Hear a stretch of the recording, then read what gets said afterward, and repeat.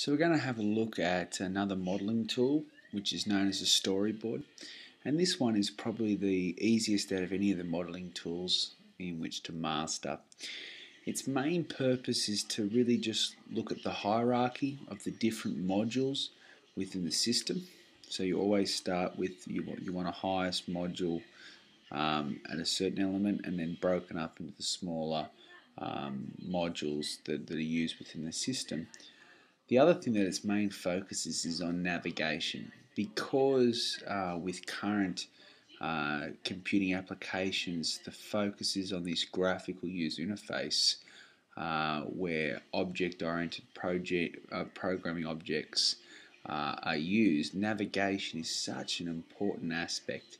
Therefore, it's very, very important for the system analyst to draw up a storyboard which mainly focuses on how navigation is going to work within that graphical user interface. Because if navigation isn't effective, the user will not feel in control, and therefore the system itself won't be as effective as what it can be. So it's so important for that system analyst to ensure that the navigation is appropriate and the user does feel in control.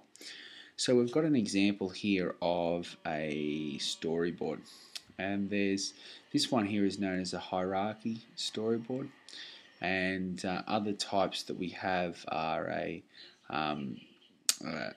hybrid storyboard.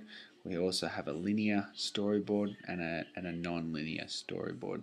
So they're all different examples, and the hierarchy one is mainly used for web pages, is probably a good one.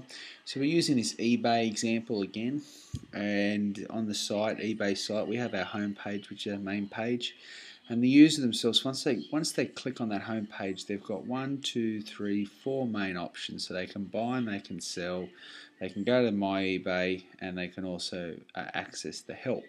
Now, when they click on buy, they can go back to home, and they can go to buy as well, or they can go straight to sell or My eBay. So all of these, this is why we've got the double-headed arrows around there to show that navigation exists.